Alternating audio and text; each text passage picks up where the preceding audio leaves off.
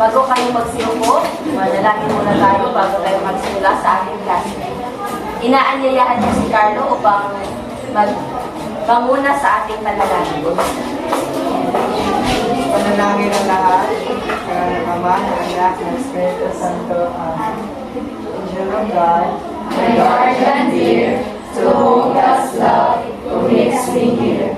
Ever this day, be at my side, to light and guard, to rule and guide. Amen.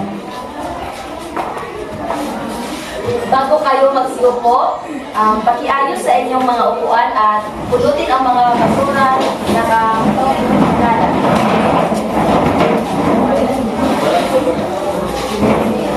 Kumusta kayo mga bata? Okay lang po! Kumain ba kayo ng agahan? Hindi po! Sino ang hindi kumain? Kaya bakit hindi ka kumain ng agahan? Wala po akong gana.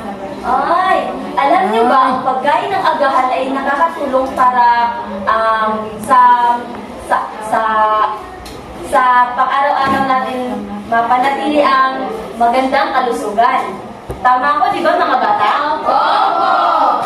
At ngayon naman, sino ang lumiban sa araw na ito? Sino? Dalia. Okay. Sa Jeffrey. Okay. Sa susunod, sabihan niyo ang inyong mga kaklase na huwag nang lumiban sa klase. Dahil, Hindi sila matututo, teacher. tama. Kailangan talaga na pumasok sa klase araw-araw upang marami tayong matutunan sa paaralan. At ngayon naman, inaanyayahan ko ang lahat na tumayo upang sa ating energizer.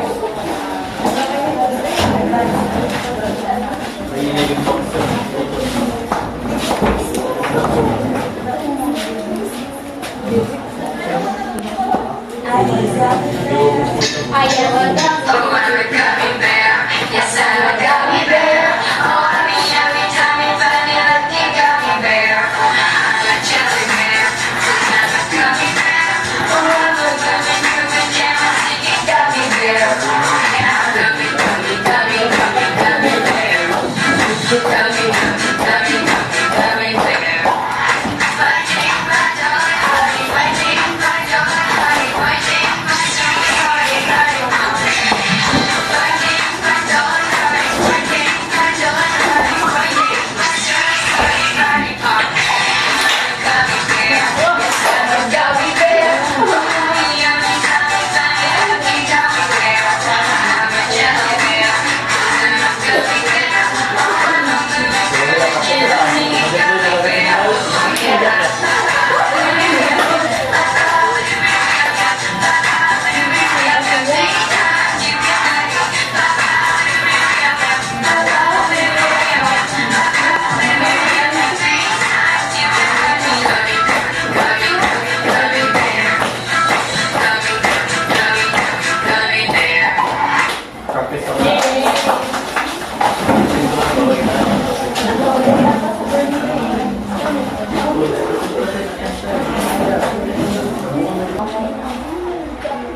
Nasiyahan ba kayo sa ating inner session? Okay, magaling. Ngayon, bago tayo magsimula sa ating aralin, babasahin muna natin ang mga alituntunin na dapat sundin sa ating klase. Una, pakibasa. Sundin ang mga lesson. Pangalawa, Maging magalang sa lahat ng oras. Makinig ng tahimik kapag may nagsasalita sa harap. pang-apat, Itaas ang kanang kamay at magalang sa pagtutulog bago magsalita. pakibasa ulit. Maging mahalayan ng pagtutulog bago magsalita. At ang panghuli, Manatili sa iyong upuan, maliban kung may pahintulot mula sa guro. maasahan ko ba yan sa inyong mga bata? Opo! Bago tayo dumako sa bago nating aralin, magtatanong muna ako patungkol sa ating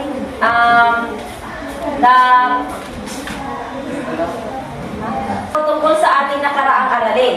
Ang ating nakaraang aralin ay patungkol sa pagsasaayos ng damit. At ang focus ng ating leksyon ay patungkol sa pananahi gamit ang kamay. Meron akong mga katanungan. Ano ang mga kadalasan ginagamit natin sa pagtatahi gamit ang kamay? Yes? Rebecca? Gumagamit tayo ng hilo at Kinang-kina.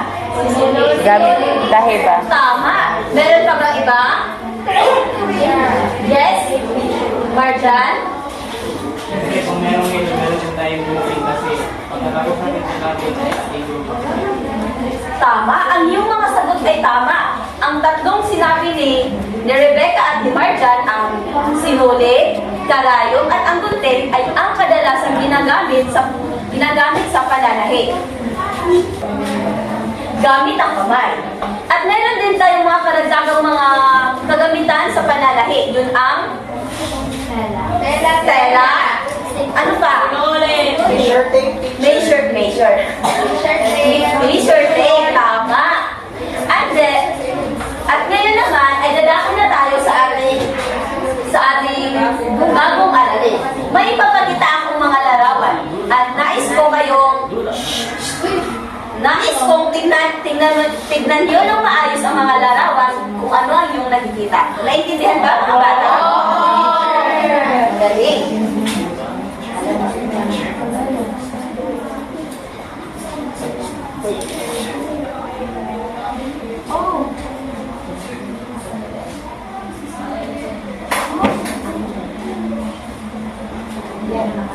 Ano ang iyong nakikita sa larawan? Yes, lovely. sabon po at may naglalaba. Tama. Ano pa? Mga gamit panglinis teacher. Tama. Ano pa? Teacher. Ibang kamay naman. Yes, lovely. Ano? Washing board. Tama. Ano pa? Brush for teacher. Magaling. Ay, ano sa tingin niyo ang ating leksyon base sa mga larawan na inyong nakikita?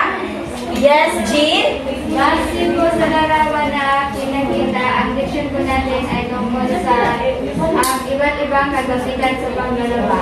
Tama. Ano pa inyong napansin? Mga kamay?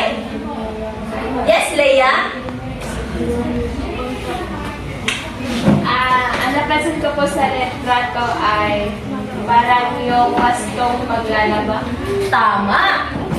Ang ating leksyon ay patungkol sa wastong paglalaba at ang mga kagamitan sa paglalaba gamit ang kamay. Ngayon, bago tayo magpatuloy sa ating leksyon, babasahin muna natin ang mga layunin. Pagbasa mga bata. Iba't-ibang kagamitan sa paglalaba ng damit. Napaliwanag ang turuan ng paglalaba na isasagawa ang wastong paraan ng paglalaba sa pamamagitan ng paghiwalay ng puti sa hiwalay. Napapalagaan ang kaalaman sa paglalaba sa pamamagitan ng pagsasadula. Ngayon, mayroon tayong gawain. Ang ating activity ay tinatawag na arrange me. Ay, Char! So, maghintay muna ng aking panunod. Babasahin ko muna ang panunod, tapos tatawag ako ng ibang mga mag-aaral upang sagutan ang nasa harap niyo. Sure. Maghintay muna ng panunod ko. Ano ang nasa itaas ang naman maghintay tayong palintulot bago magsalita. Okay, magaling. Babasahin ko ang panunod. Ayusin ang mga titik sa bawat bilang upang mabuo ang salitang inilalarawan sa balirala. Tatawag ako ng limang mga mag-aaral.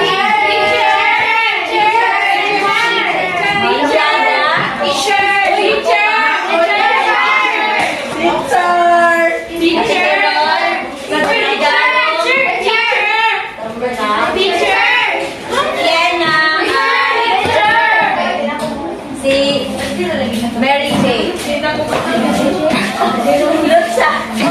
Mary Rose pala.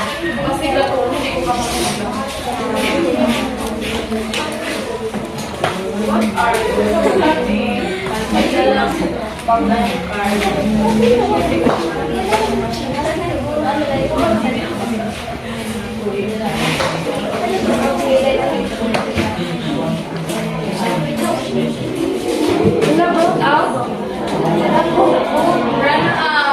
po. Oh my God!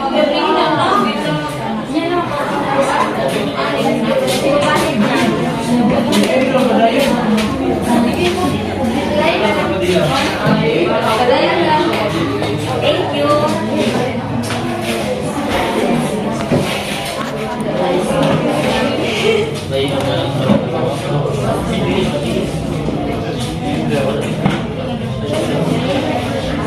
Ay ating iwawasto ang mga sagot ng inyong mga kaklase. Pakibasa ang paglalarawan sa mga salitang bumuin. Bumubula, tumutulong sa pagkain ng dumi sa langit. Sabon! Sabihin nyo ang sabon! Pangalawa naman.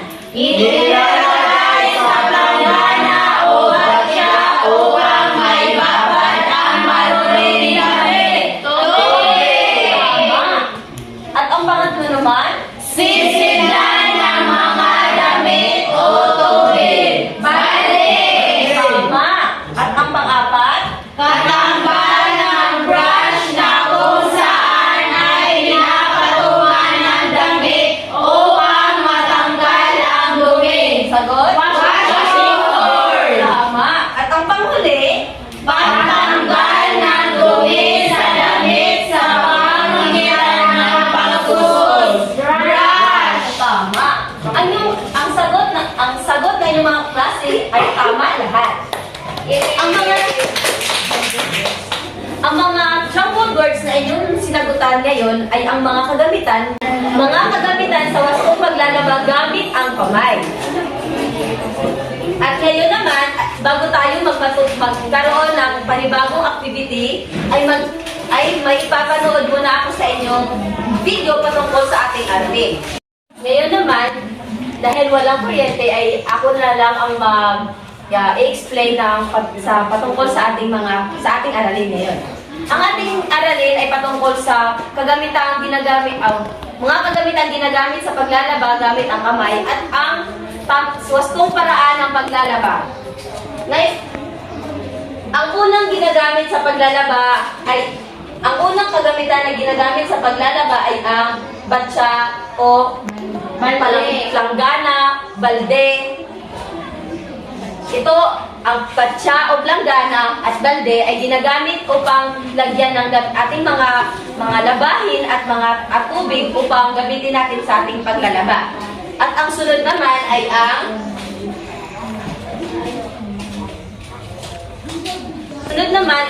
tubig. Ang tubig naman ay ginagamit natin upang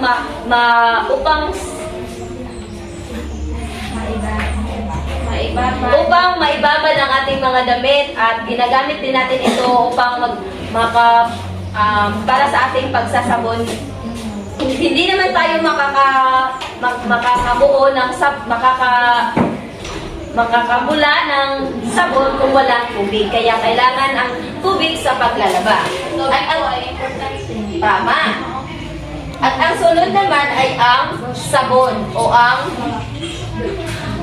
sabong panlaba. Ang sabong panlaba ay marami tayong mga sabong panlaba na ginagamit. Merong Ariel. Ano ba?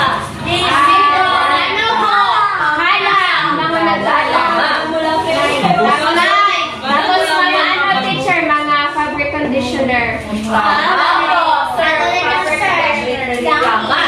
Marita teacher. Oo, tama. Okay, tama. Tama na? Ngayon naman, ang sunod naman ay ang brush, washing board, hanger, at ang makabagong ginagamit ngayon sa paglalaba ay ang washing machine. Yes po, with dryer. Tama. At ngayon naman ay meron naman akong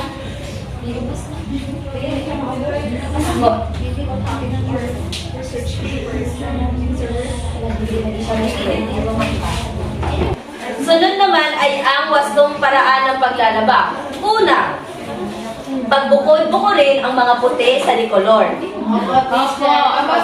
Kailangan natin na pagbukod-bukurin ang mga puti sa dikolor upang hindi manilaw ang mga puti. Kasi teacher, may mga damit na natatanggal yung kulay tapos lumidikit sa puti. Oo, tama. Kailangan talaga natin pagbukod-bukurin ang puti at dikolor o puti at dikolor at ang mga napakaruming mga damit upang siya ang ating white na Oo, tama. Upang hindi magkamansya ang mga puti nating damit. At ang pangalawa naman ay ang ibabad ang mga damit sa tubig upang lumambot ang pagkakapit ng dumi. Opo. Bago natin sabunan ang ating mga damit, kailangan muna natin ito ibabad sa tubig upang matanggal yung mga dumi na kakapit. At ang pangalawa naman ay ang sabunin ang mga damit. Kailangan natin sabunin ang mga damit upang tuluyang matanggal ang mga damit at ang sabunin ng mga damit. Kailangan talaga natin sabunin ang ating mga damit upang matanggal ang mga dumi na nakabigit sa ating mga damit at upang bumango rin ang mga damit na ating lalakhan at susuotin kung ito ay tuyo na. At ang pang-apat naman ay banlawan ng ilang ulit o beses. Tatlong beses, teacher. Wala, hindi pa pala. Ikula ang mga puti. Alam niyo ba ang salitang ikula? Hindi po. Hindi. Kulungan. Ano siya? Ikula ang mga damit. Ang mga puting damit, ikula sa mainit na Ay, bulat teacher. ilalagay siya sa planggana o timba or batsa upang parang ganito. Example. Halimbawa, oo, tama. Halimbawa, ito ang damit. Tapos na siyang nabadlawan o nababad sa tubig na malinis upang makuha ang mga nakadikit na mga damit. O damit, mga dumi. Ganito, ito ang batsa o planggana o ano bang ginagamit niyo sa paglalaba? Balde o timba. Tapos, pagkatapos niyo siyang banlawan, tapos na siyang sabunan. Ilalagay niyo siya sa mainit na parte ng inyong bahay upang parang ibababad niyo siya sa mainit na sikat ng araw ang puting damit upang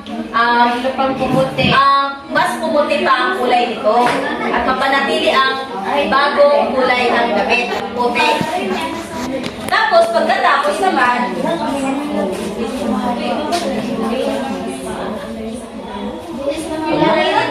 hindi siya correct.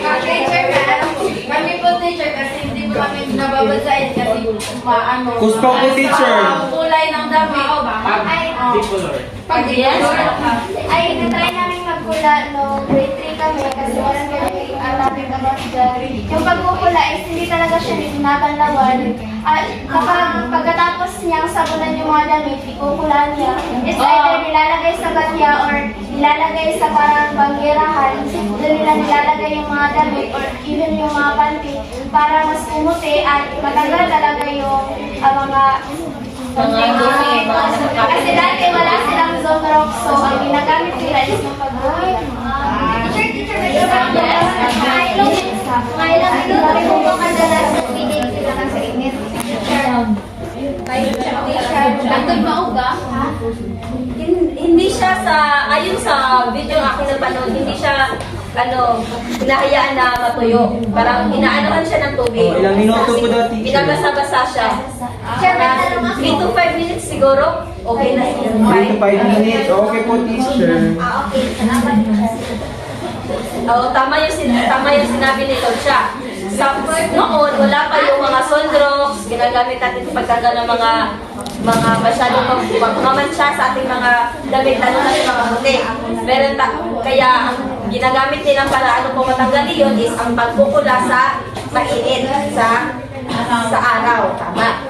At ang sunod naman ay ang banlawan ng ilang ulit o beses ang damit upang luminis. Kailangan talaga natin itong banlawan ng 3 o 4 na beses upang matanggal talaga ang sabon at ang dumi na nakakapit sa ating mga damit na nilalabhan gamit ang kamay. At ang panghuli naman ay isampay ang mga damit ng maayos. Kailangan talaga natin isampay ng maayos ang mga damit upang matuyo ito at pagkatapos, oo, tama. Ang wastong pagsasampay ng damit ay ang mga puti ay kailangan ibabad sa araw at ang mga decolor o ang mga itim o mga may kulay na mga damit ay ibabad lang sa sa landong. Ano sa Tagalog? Landong. Hindi mainit. Makulit. Sa silong. Sa silong ng araw. Silong ng araw.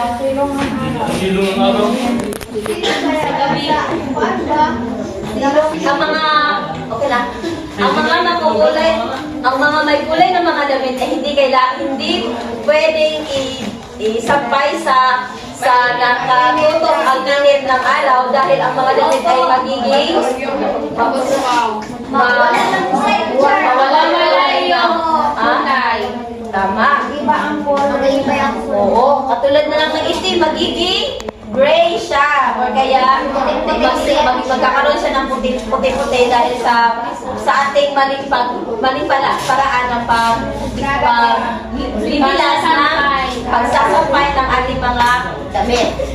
At ngayon naman, magkakaroon tayo ng activity.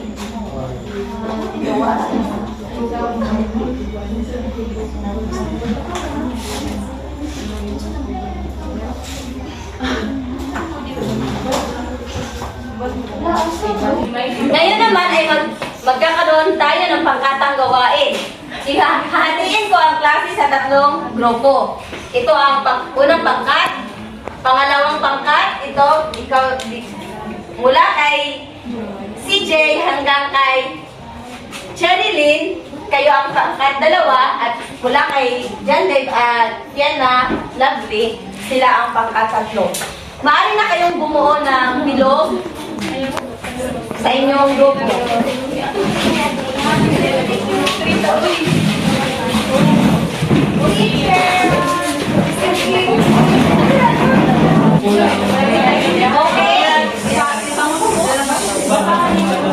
Makinig muna sa aking panuto. Pagsunod-sunodin ang mga papel na nasa inyong sa bawat grupo. Ayon ito sa tamang paraan ng wastong paglalaba gamit ang kamay. Maaari na kayong magsimula. Teacher, It was learner. Nakasupit 34 degrees Celsius. tapos na po kami. Ay ating iwawasto ang mga kasagutan ng bawat pangkat. Kain na yung kalapin sa video. Tara, teacher. Okay, magsimula tayo sa unang pangkat. Pagbukod po ka rin ng mga puti at may kulay na damit, ibabal ang damit sa tubig upang lumambot ang pagkakapit ng damit. Samunin ang damit, banlawan ng ilang ulit, ikula, isampay. Tama ba ang pagkakasunod-sunod ng Tama, teacher. Tama, teacher. Tama, magaling. At ang pangalawang pangkat naman, pagbukod-bukurin, ibabal, sabunin, banlawan, ikula. Balik. Teacher, nalitin po yung pagkakas mo yung teacher. At hindi sa ikalawa sa uli ang ikula. Hoy, tama. Mali po ito. Kailangan yan po. Tama na, tama na. Huwag na mag-away. Okay. At yung tatandaan, bago natin nalawan ang damit na ang puting damit o ang mga may kulay na mga damit, kailangan muna natin ikula ang mga puti bago banlawan. Opo.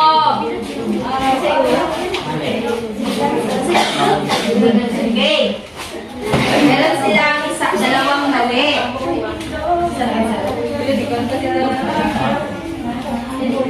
At ang pangkat dalawa, apat din.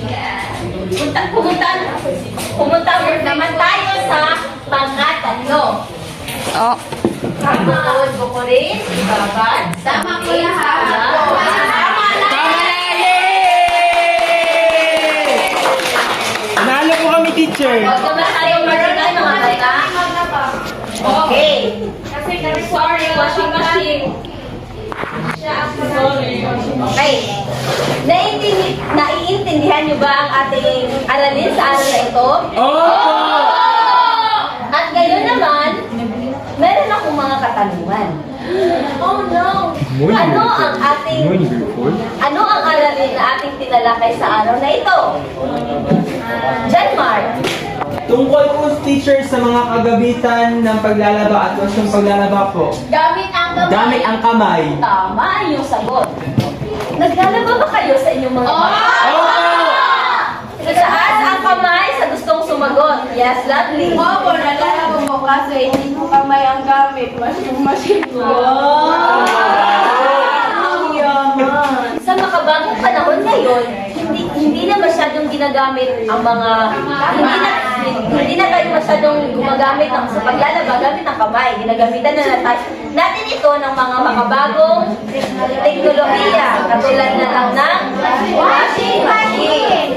Teacher, sa washing machine teacher, ginagamitan pa rin niya ng kamay. Ako po, teacher, kapag naglalaba, kamay ko yung ginagamit ko.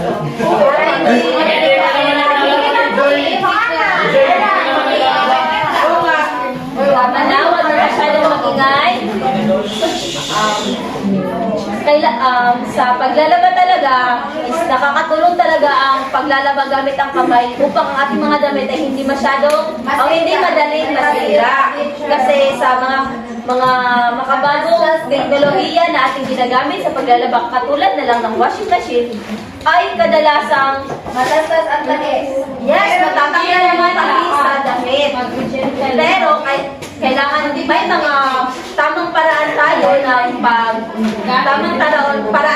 ng paggamit ng washing machine upang hindi madaling masira ating mga damit. Yun ang gagawin natin ayun ang pagtatalakayan natin sa susunod nating aralin.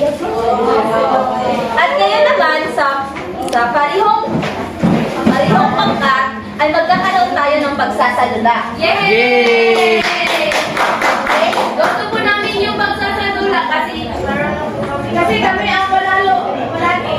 Okay.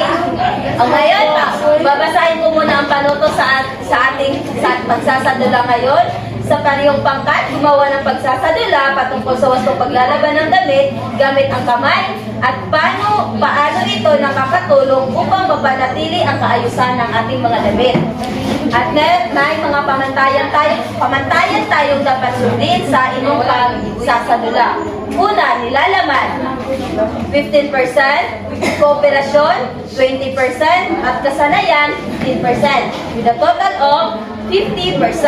Maaari na bibigyan ko kayo ng 3 minuto upang maghanda sa inyong pagsasadula. Maaari na kayo magsimula.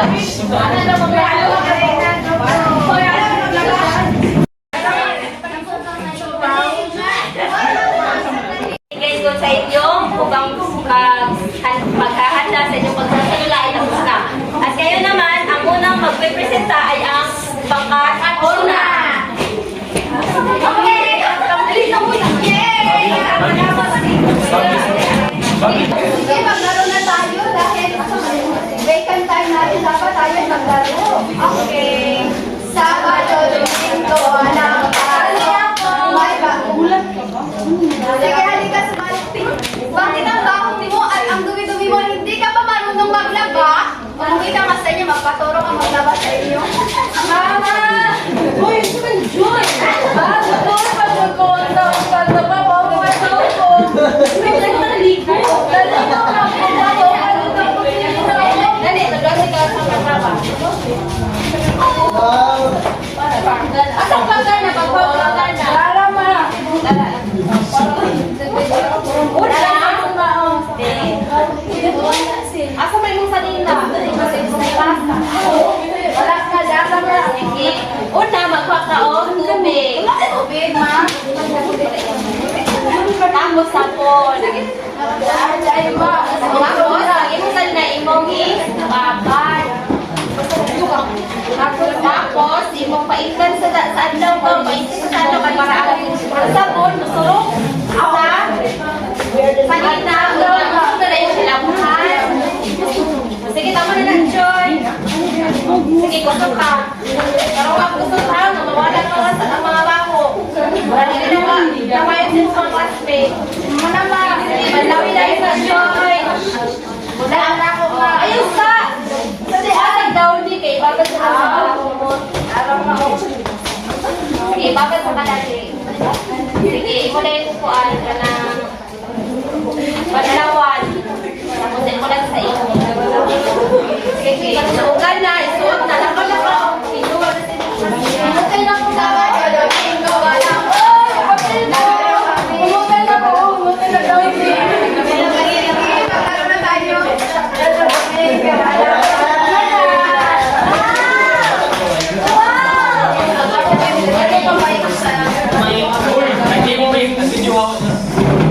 Pangkatunan, nilalaman, 14 points.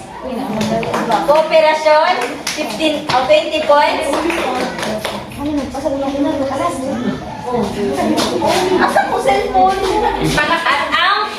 Palakpakan natin ang unang pangkat. Ang pangalawang magpepresenta naman ay ang pangalawang pangkat. Mga anak, Joy, Mark, mga anak, tuloan to. Nabangan kami yung mga kami, wala kami mga klase karon. Alin, Joy? Joy, ikaw mag-ahiog, puti ka muna at ko ay lovely ha. Ilahin ninyo ang mga tricolor. Ikaw maglabag tricolor. Ikaw magbanlaw. Ikaw magkapat ka tubig, brother mo na ito. Ikaw makalay. Kumanan, Joy?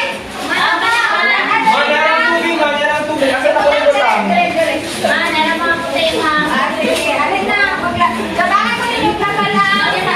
Puti, una na to ang puti plapa bago ang tricolor, ha? Naara ang sabon, tapos naa ang brush. Naara brush lang, oh. Ano, brush ka lang, brush mo. Uli sa washing board, brush lang para manulo.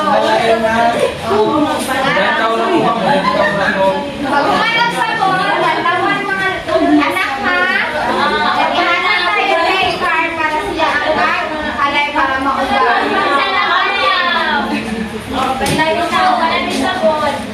Umana?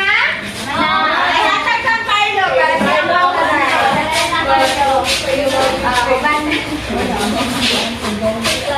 Mga teacher. Palakpakan natin ang pangalawang pangkat. Dako naman tayo sa pangatlong pangkat.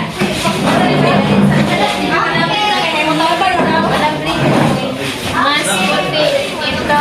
Mas puti. Ito.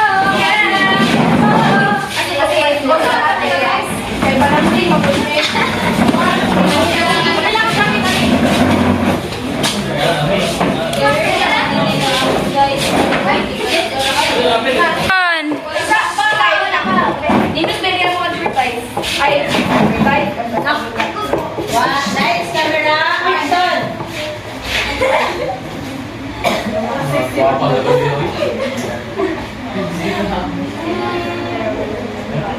Ako lang ang sa dihawi. Ito, mga labandero. Gulat ka, no? Gusto mo mumuputi ang inyong mga nilabhan? Palit na! O gugmos sabon! Mapalit na rin siya for only 3, 4, 5, tolo 5.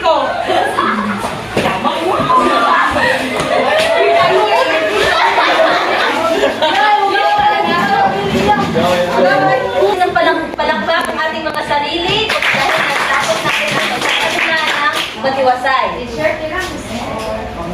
Ngayon naman sa... Hindi pa. Okay, sa pangkatuna ang kanilang kabuang puntos ay nilalaman 14 points, kooperasyon 20 points,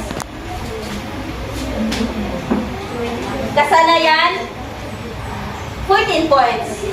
Ilan po to sa with a total of 48 points. 48 points. Pangkat dalawa, ang kanilang puntos ay nilalaman, 15 points, kooperasyon, 20 points, at kasanayan, 14 points, with a total of 49 points. At ang pangatlong pangkat naman, nilalaman, 14 points, kasanayan, kooperasyon, 20 points, kasanayan, 15 points, with a total of 49 points. Bigyan ng limang palakpak ang ating mga sarili. Ngayon naman sa ating panghuling activity, kumuha kayo ng papel sa inyong bag at ballpen.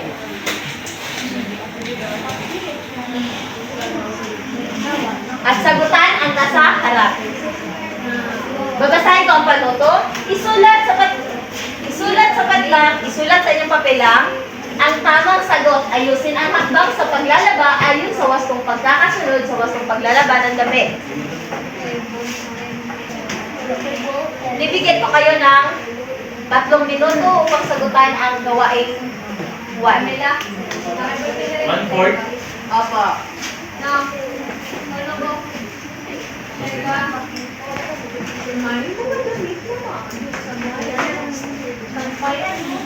Basahin ko ang panuto.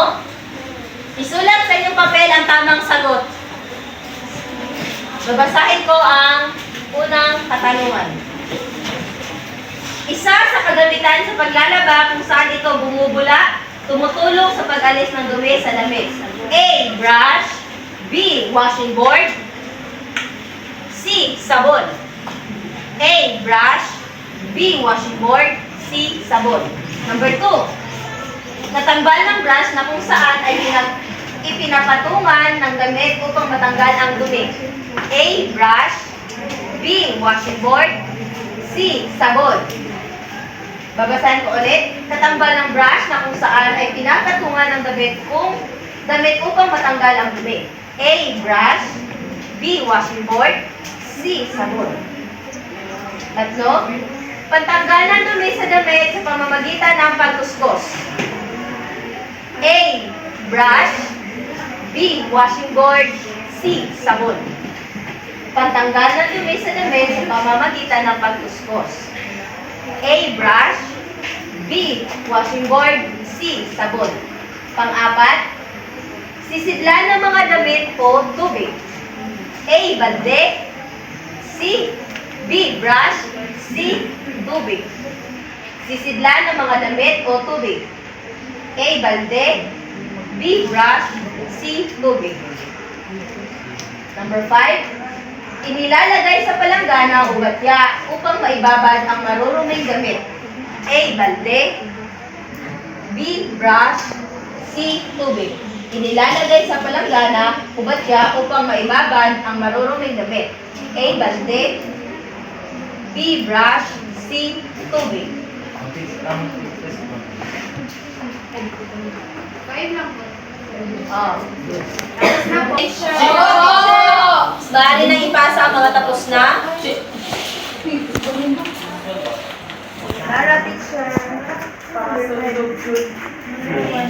Magabaan na. Magabaan na po.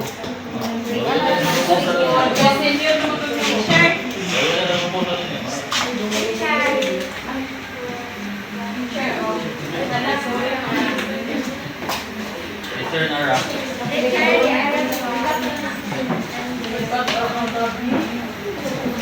Magabaan na po na rin.